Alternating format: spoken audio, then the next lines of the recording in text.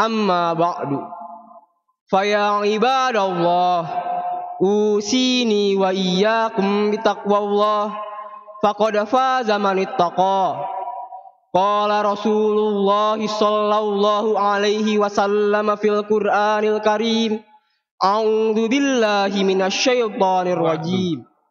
Faya ibadallah, usini wa iyyakum bitaqwallah, faqad faza man ittaqa.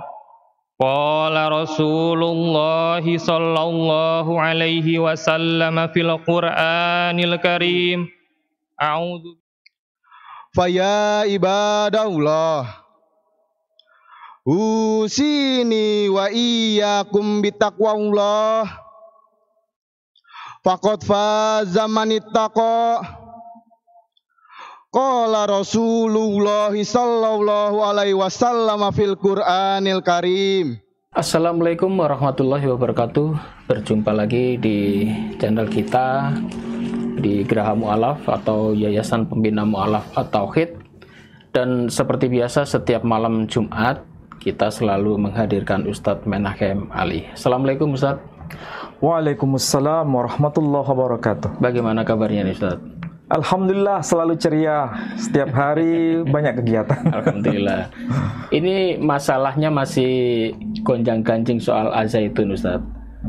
Jadi saat ini lagi banyak sorotan soal pondok pesantren ini karena memang nggak tahu ya, mungkin harusnya pemerintah yang harus cepat turun tangan. Karena apa? Supaya tidak semakin liar ya. Kalau kita lihat di channel-channel itu banyak yang membahas dan banyak yang ditambah-tambahi, banyak yang, dan beritanya semakin meluas. Dan ada yang menarik ini Ustadz. Kalau kita lihat ada beberapa cuplikan ya, sebuah video yang diambil dari beberapa pidato dari Bapak Panji Gumilang. Dia mengatakan bahwa ada kesan bahwa ucapan Nabi Muhammad itulah yang ditulis di dalam Al-Quran. Oh, mungkin Ustadz Menahem Ali bisa ceritakan soal ini. Apa pendapat saya ini salah atau benar ya? Pernah saya mendengar soal ini seperti itu. Oh ya. Baik, sepengetahuan saya, dan memang saya coba untuk melihat secara langsung dari beberapa video yang ditayangkan, bukan hanya satu atau dua, tapi banyak sekali. Dan memang itu merupakan cuplikan video dari institusi resmi, ya, institusi resmi yang ada di Ponpes Az-Zaitun. Karena itu konteksnya bukan di luar tradisi ibadah, tapi memang betul-betul ibadah sentral saat khutbah. Dan ini bukan khutbah nikah, ini khutbah sholat Jumat. Iya, khutbah sholat Jumat. Dan anehnya, saya sebetulnya mau tidak percaya, tapi itu fakta real. Ketika membahas Al-Quran, itu diawali dengan ungkapan Qala Rasulullah sallallahu alaihi wasallam fil Quran. Saya ulangi lagi. Dan saya ingin mencoba untuk mendengarkan secara seksama. Dan memang betul dikatakan Qala Rasulullah sallallahu alaihi wasallam fil Quran. Yang secara literal, secara harfiah itu maknanya telah bersabda, telah berkata Rasul sallallahu alaihi wasallam di dalam Al-Qur'anul Karim.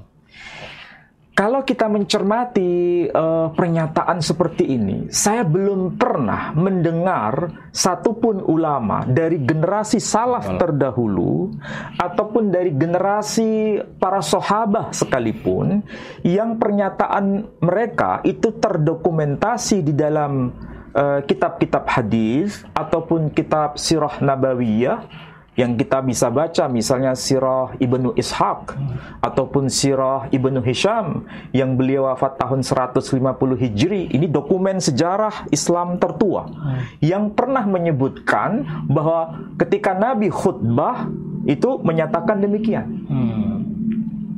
Atau sahabat, generasi sahabat juga punya pernyataan seperti itu. Qala Rasulullah sallallahu alaihi wasallam fil Quran. Tidak pernah berkata seperti itu. Itu seakan-akan Nabi Muhammad ucapannya ditulis di dalam Al-Quran. Ya, itulah yang menjadi persoalan yang ditanyakan oleh Pak Edi. Kita kan harus melihat sesuatu itu berdasarkan dokumen, fakta yang terekam di dalam dokumen-dokumen tradisi Islam. Dan kita punya dua dokumen utama dalam melacak soal itu. Pertama dari kitab-kitab hadis, yang kedua dari kitab-kitab sirah. Kalau kitab-kitab sirah, seperti yang tadi saya katakan, Sirah Ibnu Ishaq ataupun Sirah Ibnu Hisham, dokumen yang paling awal ini. Dan itu ditulis, beliau wafat tahun 150 Hijri. Tidak ada pernyataan qala Rasulullah sallallahu alaihi wasallam fil Quran. Tidak ada. Yang betul biasanya? Belum. Oh, gitu ya? Saya akan lanjutkan dulu ya. Kemudian kalau kita cek dari pernyataan generasi sahabat, ya, itu muridnya Nabi Shallallahu Alaihi Wasallam. Kemudian dari generasi tabi'in, muridnya generasi sahabat, atau generasi seterusnya, tidak ada satupun pernyataan yang mengatakan qala Rasulullah Shallallahu Alaihi Wasallam fil Quran. Tidak ada. Tapi kalau dikatakan qala Rasulullah sallallahu alaihi wasallam, kemudian matannya disebutkan. Ada. Tanpa ada pernyataan fil Quran. Artinya apa? Generasi sahabat itu paham. Ini mana yang disebut sebagai hadis, mana yang disebut sebagai Quran. Jadi dalam pemahaman generasi terdahulu, generasi salaf, Al-Quran dengan hadis itu terbedakan, bukan dicampur. Itulah sebabnya kalau kita melihat dari dokumen kitab-kitab hadis, hanya tertulis qala Rasulullah sallallahu alaihi wasallam, qala bla bla bla bla gitu. Kemudian itu ada rincian, ada sanadnya, ada ini dari siapa kepada siapa, diriwayatkan oleh siapa. Ini yang disebut sebagai sanadul hadis. Ya, tidak ada satupun yang menyebutkan frase dengan ungkapan qala Rasulullah sallallahu alaihi wasallam fil Quran. Tidak ada. Jadi secara dokumen pernyataan Syekh Az-Zaitun tidak tervalidasi. Artinya tidak terbukti dengan dokumen-dokumen yang valid tadi. Ya. Itu pertama. Yang kedua, kalau dikatakan qala Rasulullah sallallahu alaihi wasallam fil Quran, berarti ada penegasan bahwa Al-Quran itu sebetulnya sabda Rasul yang tertulis di situ, tertulis di dalam mushaf. Padahal mushaf ini adalah firman Allah Subhanahu wa taala. Dan Rasul sendiri menegaskan mana yang disebut Al-Quran, mana yang disebut sebagai sabdanya sendiri. Itu terbedakan. Dari sisi diksi, dari sisi frase-frase, untaian kata demi kata itu berbeda. Dan orang Arab sendiri pada masa itu bisa membedakan ini Al-Quran dengan yang bukan Al-Quran. Ini Al-Quran yang mirip dengan syair, tetapi beda dengan syair-syair di masanya. Dan berbeda pula dengan pernyataan Nabi Sallallahu Alaihi Wasallam yang kemudian disebut sebagai hadis. Jadi ucapan Nabi atau sabda-sabda Nabi itu tidak tercampur di dalam Al-Quran. Artinya memang berbeda antara Al-Quran dengan sabda Rasul Sallallahu Alaihi Wasallam. Kalau Al-Quran itu pasti qat'i. Pasti, yang namanya pasti itu ya qat'i. Ini hanya istilah untuk menegaskan saja. Jadi tidak ada keraguan itu bahwa itulah Al-Quranul Karim. Yang barangkali perlu dicermati bahwa Al-Quran itu memang ada yang disebut sebagai qiraah sab'ah. Melahjahkan itu tidak satu versi, tidak satu varian cara pengucapan. Misalnya wadduha wallaili idza saja, boleh dibaca wadduha wallaili idza saja. Itu Al-Qur'anul Karim. dan itu pasti benar, itu firman Allah Subhanahu wa taala. Meskipun dibaca beda-beda tapi artinya sama. Iya, artinya sama. Sedangkan kalau hadis Nabi itu dikumpulkan di luar Al-Quranul Karim, yang kemudian dicatat, dan kita mengenal ada kitab Sahih Bukhari, Sahih Muslim, Sunan Tirmidzi, Sunan Abu Daud, Sunan Ibn Majah, dan lain sebagainya. Dan itu sebetulnya juga ucapan Nabi yang bukan berasal dari pribadi Nabi secara secara personal, tetapi itu adalah bagian dari pewahyuan Allah Subhanahu wa taala, tapi redaksinya dari Nabi. Sedangkan Al-Qur'an redaksinya dari Allah Subhanahu wa taala. Jadi jelas berbeda. Jadi ini memang agak kontroversi ya pernyataan di dalam khutbah. Kemudian disebutkan qala Rasulullah sallallahu alaihi wasallam fil Quran. Itu sangat-sangat kontroversi. Saya masih ingat apa yang saya saksikan di YouTube, di video-video itu ada penjelasan dari Syekh Az-Zaitun, Bapak Panji Gumilang, bahwa kalau hadis, apapun hadis bagi beliau itu adalah sesuatu yang dari manusia. Dalam arti yang menentukan ini sahih, tidak sahih, itu manusia yang memilih, menegaskan ini mutawatir, ini sahih, ini hasan, bahkan ada hasan li ghairih, ada ini dhaif, ini maudhu, yang menentukan manusia. Mereka manusia, saya manusia. Ya memang betul, mereka manusia mengkategorikan itu. Syekh Zaitun juga manusia, kita pun juga manusia. Tetapi kan berbeda kualitasnya. Kita punya ilmu yang sama dengan mereka ahli hadis ataukah tidak?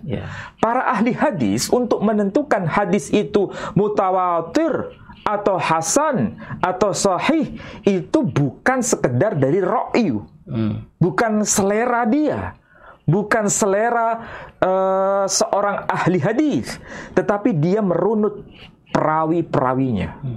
Kalau perawi-perawinya itu ada yang pernah berdusta, jatuh hadis itu, bukan dinilai sebagai hadis hasan atau hadis sahih. Bisa jadi itu lemah hadisnya.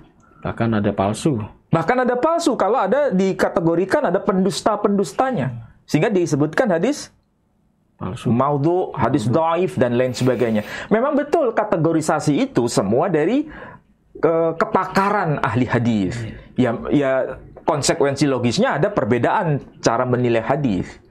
Tapi kalau dibandingkan dengan Al-Quran, dan itu disebutkan sebagai hadis juga dari Rasul dalam tanda kutip, itu keliru. Secara secara tradisi keislaman memang tidak umum. Yang dinyatakan itu sangat tidak umum, kontroversial. Saya tidak tahu apakah maksudnya hanya sekedar mengungkapkan kontroversi, meskipun maksudnya itu Al-Quran kan juga disampaikan oleh Rasul. Iya, betul. Al-Quran itu diucapkan, disampaikan oleh Rasul. Tapi Rasul menegaskan itu adalah wahyu dari Allah dan itu adalah Al-Quran. Tetapi itu berbeda bila beliau menyatakan sebagai hadis. Sangat berbeda. Jadi nggak bisa kalau disebutkan qala Rasulullah sallallahu alaihi wasallam fil Quran. Itu sangat-sangat kontroversi memang. Iya, sangat kontroversi. Dan itu bukan hanya satu kali khutbah, tapi berkali-kali khutbah. Yang khutbah bukan hanya satu orang, tapi banyak orang. Berarti pengetahuan itu, pernyataan qala Rasulullah sallallahu alaihi wasallam fil Quran, itu diwariskan dari satu orang ke orang lain, dari satu generasi ke generasi lain, dan itu menjadi semacam tradisi. Menyebar kemana-mana. Iya, kalau namanya tradisi itu kan berarti sudah menjadi habit. Kalau menjadi habit berarti sudah menjadi keyakinan kolektif. Betul. Jadi kalau keyakinan personal mungkin itu kita tidak perlu membicarakan. Ya, kalau saya ya. Tapi kalau sudah menjadi keyakinan kolektif itu harus dibicarakan. Karena ini akan dikonsumsi oleh publik. Akan dikonsumsi oleh siapapun. Karena ini menjadi sebuah tradisi dari satu komunitas. Agama itu kan sebetulnya keyakinan kolektif, bukan keyakinan personal. Kalau keyakinan personal itu tidak perlu kita bahas secara live seperti ini. Cukup dengan berdialog empat mata. Tapi kalau sudah menjadi keyakinan kolektif, menjadi sebuah tradisi besar, dan itu menjadi sebuah kebenaran yang diwariskan dari satu generasi ke generasi berikutnya, itu akan menjadi malapetaka. Dan konsekuensi logisnya akan membuat kegaduhan. Dan betul, faktanya sudah menjadi kegaduhan. Bukan hanya di satu tempat, di banyak tempat. Soalnya begini, Ustaz Ali. Pertama, anggapan bahwa Al-Quran itu adalah ucapan dari Nabi, itu memang kadang-kadang berasal dari orang non-Muslim. Dan itu kalau diucapkan oleh orang Islam sendiri, wah itu memang sangat fatal, Pak Ali. Ya, mungkin maksudnya begini ya.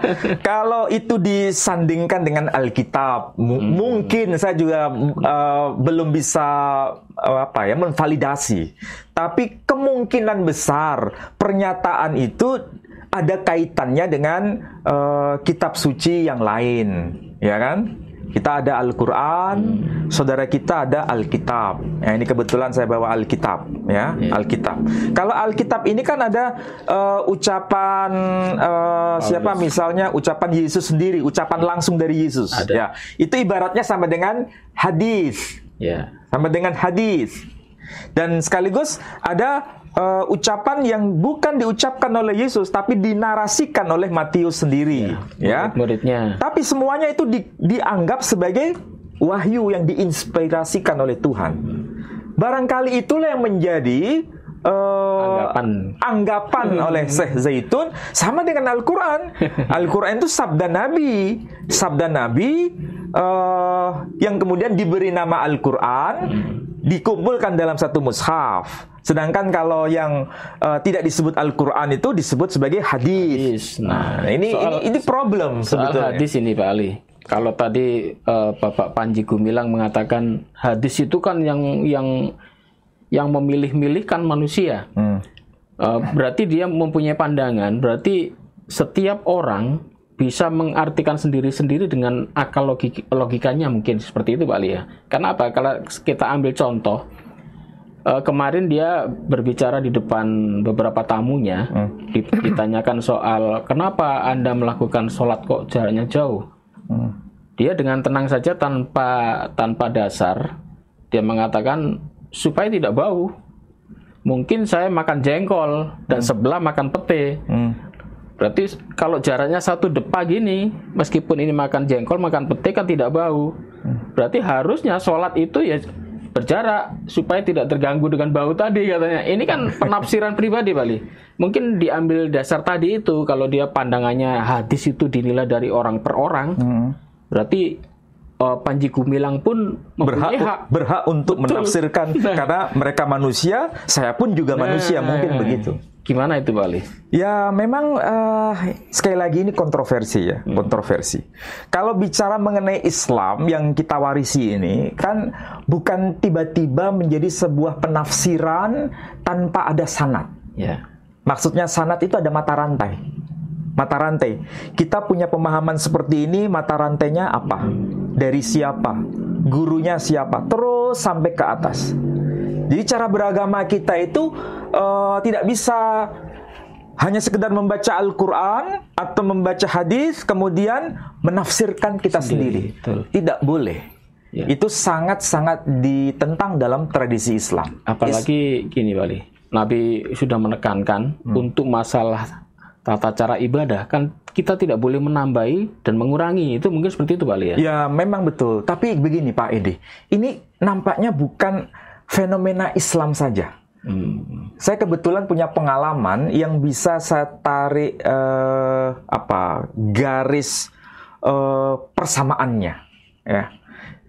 Sebelum saya bicara soal Syekh Zaitun yang buat kegaduhan ini, dulu pernah muncul kegaduhan pada masa abad pertengahan, sekitar tahun 1500 sekian, ketika Martin Luther, seorang ex-Romo Katolik, ya ini saya katakan ex-Romo Katolik ya, ex-Romo Katolik yang bernama Martin Luther itu menentang semua tradisi yang sudah established dalam tradisi Ortodok maupun tradisi Katolik khususnya.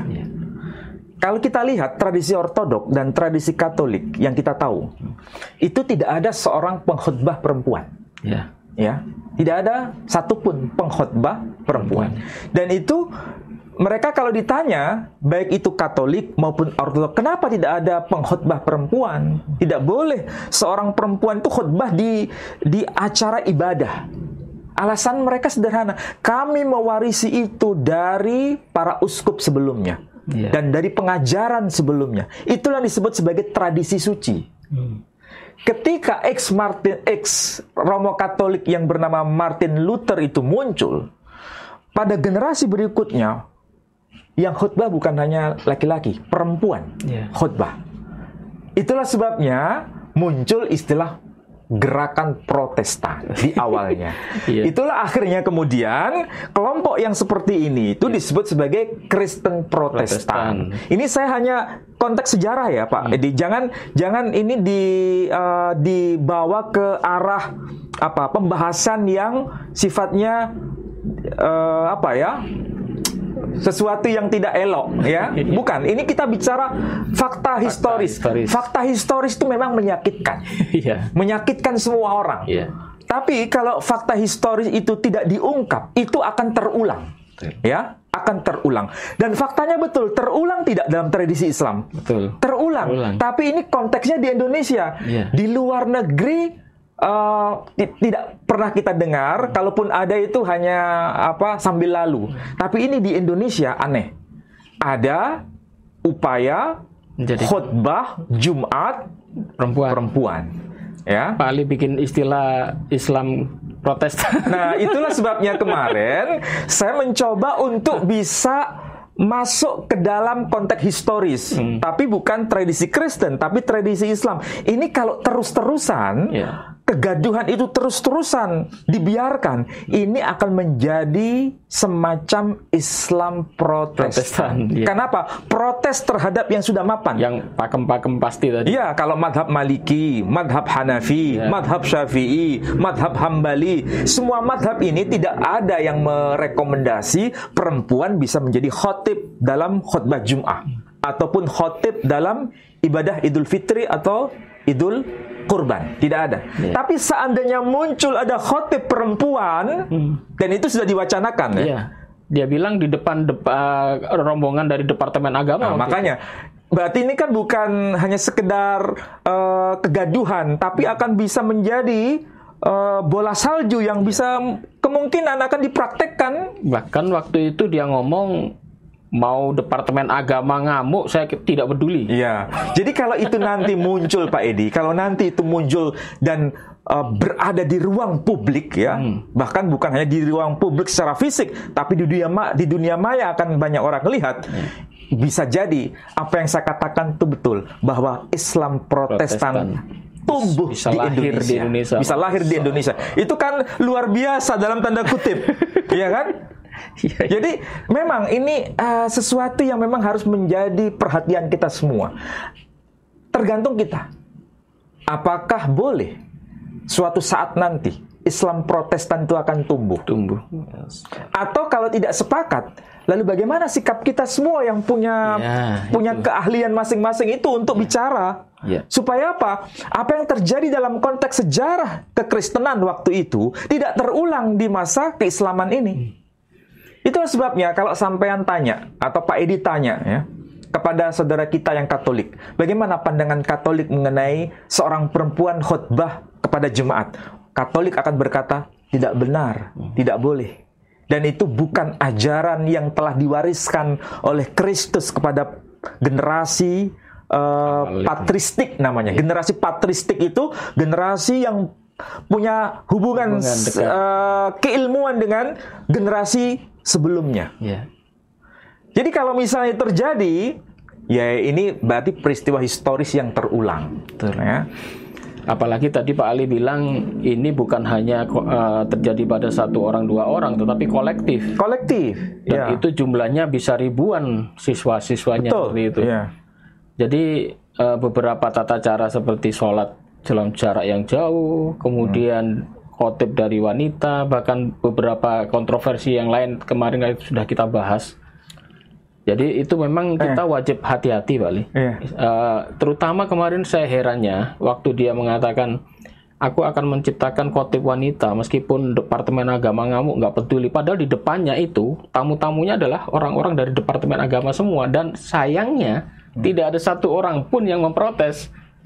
Terkesan mereka malah tersenyum-tersenyum, ketawa gitu. Ya kita sayangkan ya. Harusnya garda terdepan yang bisa menyetop ini semua, kita punya Departemen Agama, kita punya MUI, harusnya beliau-beliau ini yang tampil ya, Ustaz. Ya, kalau dari sisi kesarjanaan ya, itu kita bisa lihat ada kesenjangan kuasa. Jadi siapa yang punya kuasa di situ? Panji Gumilang.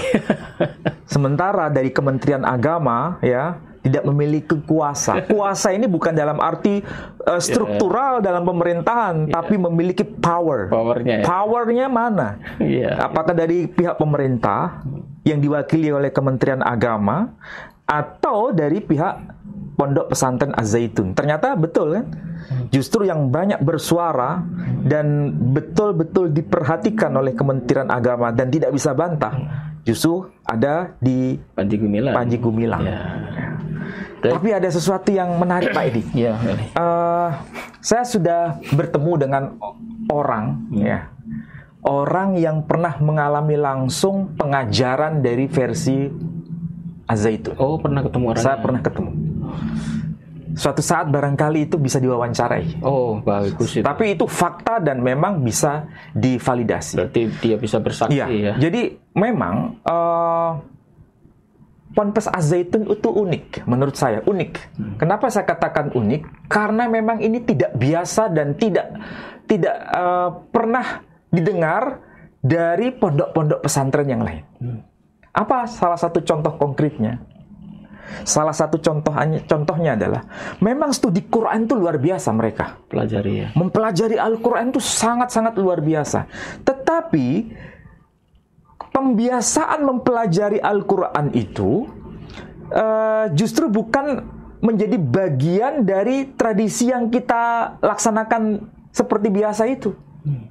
Maksudnya bagaimana? Maksudnya adalah studi Quran itu ada, kalau saya ibaratkan, itu ada semacam politisasi agama. Kenapa saya sebut politisasi agama? Orang mempelajari Al-Quran itu memang idealnya bisa mengerti bahasa Arabnya. Tetapi selain mengerti bahasa Arabnya, di situ ada penambahan tafsir yang dikaitkan dengan soal bagaimana cara berpikir orang-orang Pondok Az-Zaitun supaya orang itu bisa bergabung dengan mereka. Ya, contohnya begini. Contohnya. Dan ini saya kira juga direkam dalam video. Oh, itu ada videonya? Ada video juga. Saya cerita mengenai orang yang pernah ada di Az-Zaitun ini. Jadi mereka mengajarkan Al-Quran, tetapi yang justru mereka itu orang yang belajar ini semakin heran ketika waktu zuhur atau waktu asar itu sholat. Yang mengajar Quran itu nggak sholat.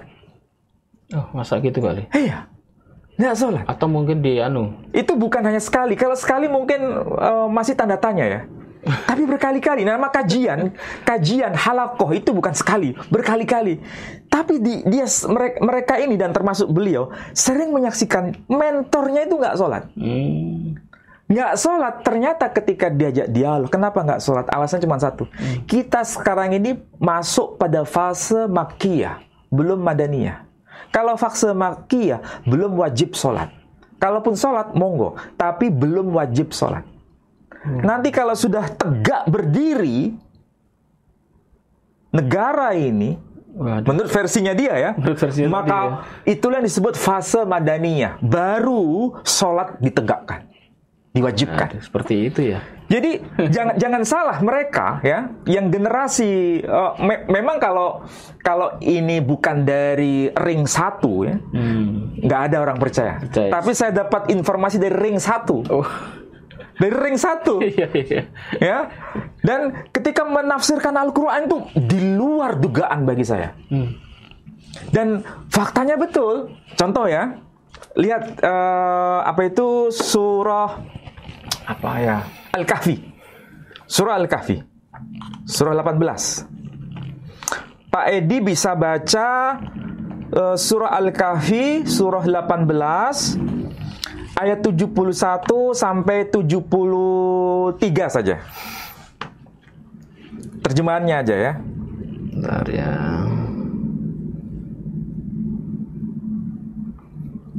Al-Kahfi. Al-Kahfi Surah nomor 18 ayat 71 sampai 73 saja.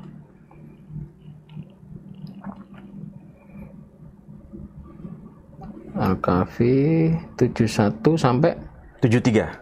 Terjemahannya aja.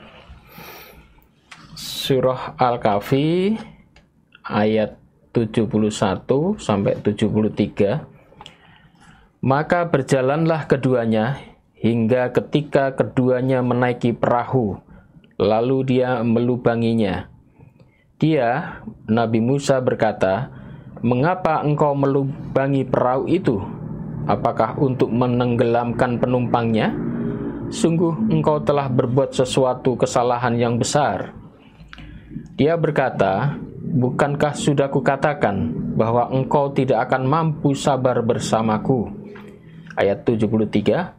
Dia Musa berkata, "Janganlah engkau menghukum aku karena kelupaanku, dan janganlah engkau membebani aku dengan sesuatu kesulitan dalam urusanku." Ya, ini konteksnya antara Nabi Musa dengan Nabi Khidir. Ya. Dan ini juga dikuatkan dengan hadis yang termaktub dalam Sahih Bukhari dan Sahih Muslim mengenai peristiwa ini. Nabi Musa dan Nabi Khidir. Nabi Khidir itu ringkasnya di ayat ini itu melubangi perahu. Melubangi perahu. Tapi disalahkan oleh Nabi Musa. Kenapa melubangi perahu? Ternyata nanti oleh Nabi Khidir dijawab pada akhirnya. Kenapa aku melubangi perahu itu? Karena yang menumpang itu adalah orang yang akan merampas perahu itu. Yang berkuasa istilahnya, yang berkuasa atas perahu itu. Jadi intinya, waktu saya dialog dengan orang yang mantan ring 1 ini, kita orang semua ini dianggap seperti Musa. Oh, seperti Musa. Kita orang ini tidak mengerti. Tetapi mereka yang masuk kategori orang-orang yang ada di pusaran dalam Pondok Zaitun itu adalah statusnya seperti Khidir, yang lebih tahu daripada Musa. Jadi ini ditafsirkan, menurut saya itu aneh tafsirannya. Ini bisa dimaknai, jadi kalau uang yang bagaimanapun, kalau bukan berasal atau bukan untuk tujuan zaitun, itu uang yang haram sekalipun masuk sana halal. Oh, tidak apa-apa. Tidak apa-apa. Uang yang syubhat apapun halal. Itu maksudnya dilubangi di situ. Jadi pengertian dilubangi di situ bukan hanya konteksnya itu soal melubangi Nabi perahu tadi. Era Nabi Musa dan Nabi Khidir itu tadi. Tapi merampok, mencuri. Masa seperti itu ya? Itu halal. Asal nanti bisa masuk ke sana. Coba bayangkan. Ini ketafsiran yang menurut saya jauh dari kebenaran. Apa yang dikatakan dulu oleh si Saifuddin Ibrahim itu ternyata betul. Saifuddin Ibrahim dulu. Saifuddin Ibrahim pernah berkata seperti itu. Begitu. Jadi semua itu halal untuk perjuangan. Untuk perjuangan. Jadi kita merampok bank misalnya, asal uang masuk untuk perjuangan ini halal. Itu hakikatnya kita melubangi perahu. Coba bayangkan. Ini kan menafsirkan Quran dengan ra'yu yang sangat liar. Ini yang ngomong nggak main-main, ring 1. Iya. Mantan ring 1. Iya. Kemarin yang viral juga, cuma saya tidak tahu kenapa videonya itu tiba-tiba di privasi. Ketika dia bahas ayat ini, surat Al-Fajr. Silakan dibuka surat Al-Fajr ayat 89. Al-Fajr. Surah nomor 89 ayat 29 sampai 30. 29, 30. Surah 89. Ya, ayatnya 29 sampai 30. Surah Al-Fajr ayat 29 sampai 30. Maka masuklah ke dalam golongan hamba-hambaku dan masuklah ke dalam surgaku. Ya, itu arti harfiahnya ya. Fadkhuli fi ibadi wadkhuli jannati. Kalau arti harfiahnya, kalau kita lihat di Departemen Agama yang tentu saja ini dari negara ya, negara kita yang mengeluarkan ini, dan tentu saja ini diaminkan oleh kitab-kitab tafsir yang lain. Ini konteksnya sudah betul terjemahannya. Maka masuklah ke dalam jamaah hamba-hambaku dan masuklah ke dalam surgaku. Ini konteksnya adalah ruh kita ini akan masuk ke dalam surganya Allah Subhanahu wa taala sebagai seorang mukmin yang muslim ya. Konteksnya seperti itu. Tetapi apa yang dikatakan oleh Panji Gumilang sebagai Syekh Az-Zaitun itu menarik. Ketika dia berkata, "Wadkhuli fi ibadi, fadkhuli fi ibadi," masuklah ke dalam negaraku. Saya masih ingat kata-kata itu. Sayangnya videonya di privasi ini sekarang. Sayang videonya di privasi. Maksudnya kenapa nggak di sini tidak ada ungkapan negaraku. Masuklah ke dalam negaraku. Bisa jadi yang dimaksud negara itu kan sudah ada jemaah ya, jamaahnya. Diibaratkan negara, ya memang ini ada semacam negara di dalam negara. Masya Allah. Dia menafsirkan Al-Quran untuk kepentingan sendiri. Ini yang disebut sebagai politisasi Al-Quran. Oh iya. Ini tidak boleh dan tidak boleh dibiarkan. Harus diluruskan. Iya. Jadi meluruskan itu wajib. Nggak boleh dipolitisasi. Bahkan bukan hanya ayat ini saja Pak Edi, banyak ayat-ayat yang lain yang ditafsirkan menurut kepentingan politik, kepentingan kelompok Az-Zaitun. Ya. Dan sekali lagi ini harus disadarkan, karena yang jadi korban ya bukan hanya orang biasa Pak Edi, para mahasiswa. Yeah. Para mahasiswa loh Pak Edi. Di UNER itu ada mantan dari sana gitu. Iya. Terus mengajarkan ke orang teman-temannya. Iya, ke teman-temannya otomatis. Memang studi Qur'annya oke. Wah, kalau namanya studi Qur'an Pak Edi, wah luar biasa. Kita membahas Qur'an itu luar biasa. Tapi ya itu, tafsirannya itu yang menjadi aneh. Seakan-akan ini hubungannya dengan apa ya? Sesuatu yang dikaitkan dengan pondok pesantren Az-Zaitun. Dan kita tahu sendiri kan, orang yang sudah masuk ke jamaah Az-Zaitun itu namanya uang itu menjadi apa? Tidak bisa menjadi milik pribadi lagi. Harus ke sana semua. Ada istilahnya apa itu ya? Setor sekian itu ada. Gitu ya. Baiklah saudara-saudaraku sekalian, menarik ini ya. Saya sampai terpana ini karena informasi baru dan sudah disampaikan oleh Ustadz Menahem Ali. Banyak sekali hal yang ada di dalam lingkungan pondok tersebut yang bisa menimbulkan kegaduhan, bahkan itu bisa dalam skala yang besar, bahkan itu mengancam soal syariat daripada agama Islam ya secara utuh. Jadi sebelum saya akhiri, saya ingatkan lagi kepada saudaraku semuanya bahwa Yayasan Pembina Mu'alaf saat ini lagi membangun sebuah pondok pesantren dan masjid di Wonosalam, Jombang. Dan alhamdulillah Pak Ali, sudah banyak donatur yang akhirnya melihat video kita ini dan banyak yang menyumbang. Akhirnya masjid tersebut sekarang sudah mulai dikebut pembangunannya. Bahkan kemarin sudah dibelanjakan untuk granitnya. Kemudian kita kemarin sudah cerita bahwa di sana kita membutuhkan 700 paralon. Karena untuk mengambil sumber air untuk dialirkan ke tempat wudhu dan juga ke tempat kamar mandi itu jaraknya jauh dari mata air, sekitar 2,5 km. Tetapi alhamdulillah berkat bantuan para donatur yang budiman, ini insya Allah pasti akan teratasi. Dan sekali lagi saya ucapkan banyak-banyak terima kasih kepada bapak-bapak dan ibu-ibu para donatur yang sudah menyumbangkan hartanya. Dan insya Allah harta Anda tidak akan kami kemana-manakan. Dan itu khusus ya terkhusus untuk pembangunan pondok. Karena apa? Karena YPM At-Tauhid ini selalu memegang amanah soal uang itu sangat ketat. Jadi untuk para donatur yang ingin menyumbangkan bisa lewat rekening Bank Syariah Indonesia di nomor rekening 111-888-9971.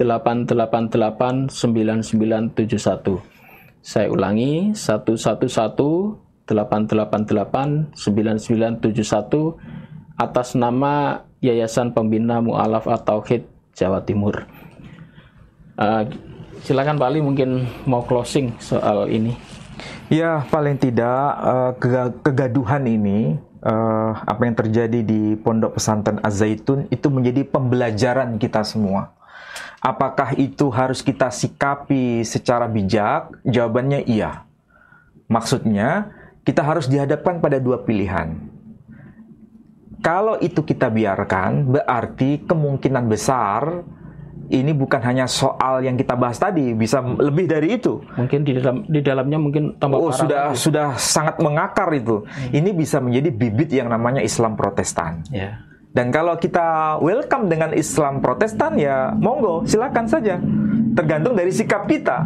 Tapi kalau saya ditanya apakah bisa adanya muncul Islam Protestan, sepertinya agak sulit kita bisa terima itu. Karena kita ini punya standar, ya, dari cara beragama itu. Nggak bisa liar. Kalau liar, rusak agama ini. Yeah. Tergantung dari para ulama sendiri. Pakai cara sendiri-sendiri. Kita nggak boleh main hakim sendiri, dan gitu. Tidak boleh bermain kekerasan. Yeah.